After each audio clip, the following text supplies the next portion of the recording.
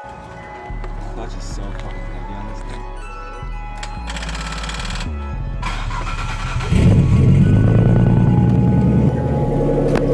Yup, it just gives a really deep sound. That's what it is. What up, it's your boy Kris Wu, you're watching Noisey Raps.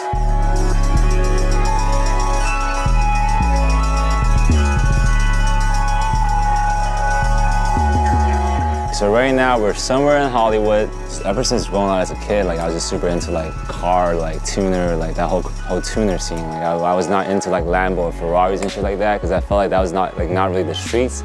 Like if you come from the street and you don't have a lot of money to afford those cars, you can get a tuner car, whatever you want to get for a cheap price. You can add a turbo, do whatever you want with it, and beat the fuck out of a Lambo, you know? And that's what's like so appealing to me, this whole car culture thing, you know? You can get like a Civic or whatever and make it your own. These are all my cars.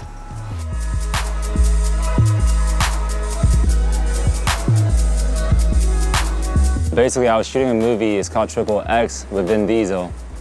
And then obviously that's where we got to me and kind of vibed out, and I told him that, you know, I love cars and stuff like that.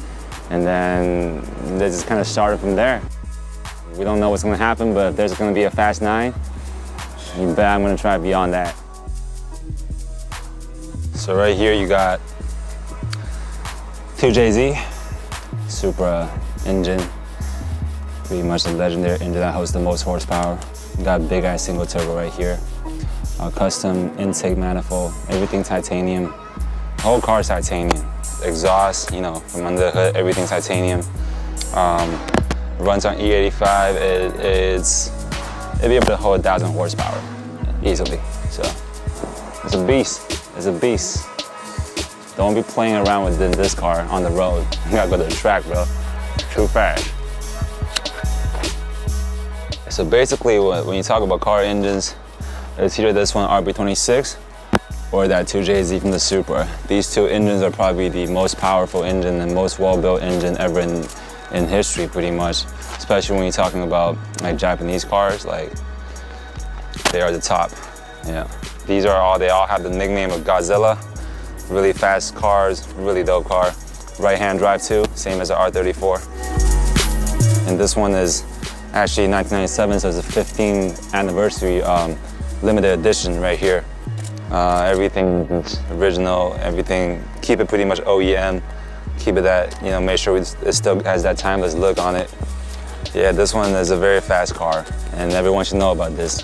And this one right here, this is actually the only modern car that's here right now. So all these cars are back in the days, they're from the 90s, 2000. But this one is a 2017. It's pretty much a brand new Nismo GTR. So see how they're Nismo. The thing with Nismo is that they don't make it a lot. Only probably about like 60 to 66 vehicles a year in the States. What you will see on the streets are usually normal GTR, and this is a Nismo GTR. This is a tongue trim level. The price is about double a normal GTR. So, and right here, last but not least, Acura NSX, also known as this Honda NSX, because obviously in the States this is called Acura, but it is made from Honda. And this is pretty much, they call the Japan Ferrari. So the guy that kind of designed the whole car was actually a guy that worked for Ferrari before. And then back in the day, this was a really expensive car too. Probably basically a Japan supercar. That's what it's called. This one's a 2004. Yeah, 2004 model. So got all the technologies, everything's still good, like power window, AC, all that stuff, all the goodies. And there you have it. I have pretty much everything. Like, there really isn't much to get. I'll maybe lay my hand on another, on a RX-7 FD, which is a pretty legendary car too. They have that rotary engine, and then they're a very good drift car and pretty legendary car too. But that's probably the only one that's missing from my collection. Yeah.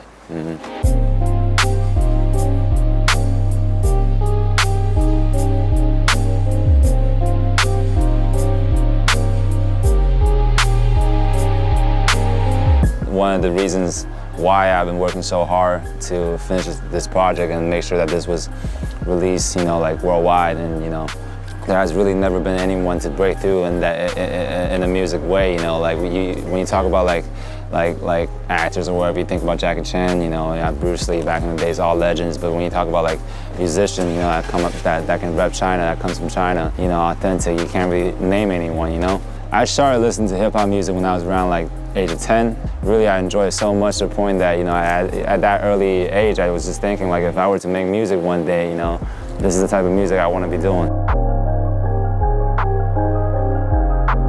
Coming from a Eastern background, coming from China, I also want to bring that culture out here too. So what people can expect from my music is that they can expect some new stuff that they have never heard from like American artists, because that's what I can bring to the table. I'm bringing some like, it could either be a song in Chinese or it could be like a song that's in English or Chinese, but incorporated with like a very traditional Chinese melody or a flow whatsoever. So, you know, bring that taste, you know, because even nowadays when you look at like guys like Migos or Nicki Minaj with Chun-Li, you know, like we're all like one, you know, in the world, and all this, like I feel like, you know, music can link us all, you know. There's this show called Rap of China, right? I'm one of the judges on the show, so they always been wanting to like do an audition out here and get some of the Asian Americans and bring them back to China. And then we just kind of reached out to Migos, and I actually met them the first time at NBA Celebrity Game in the All-Star Weekend, so we kind of know each other already.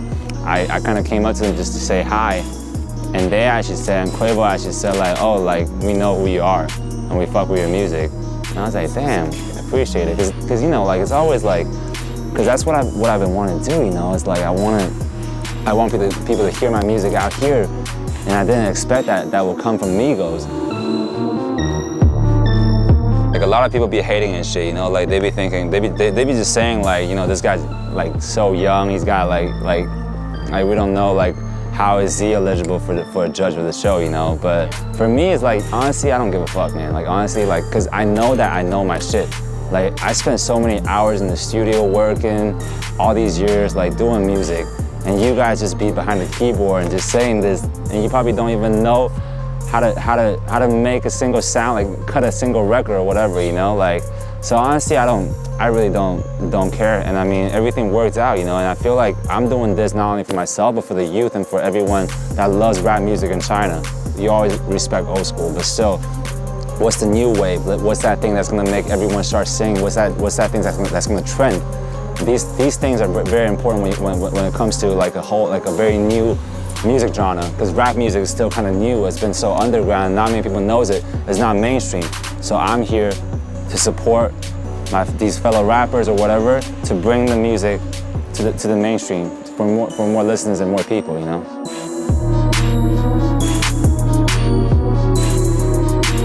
Let's go to the studio right now.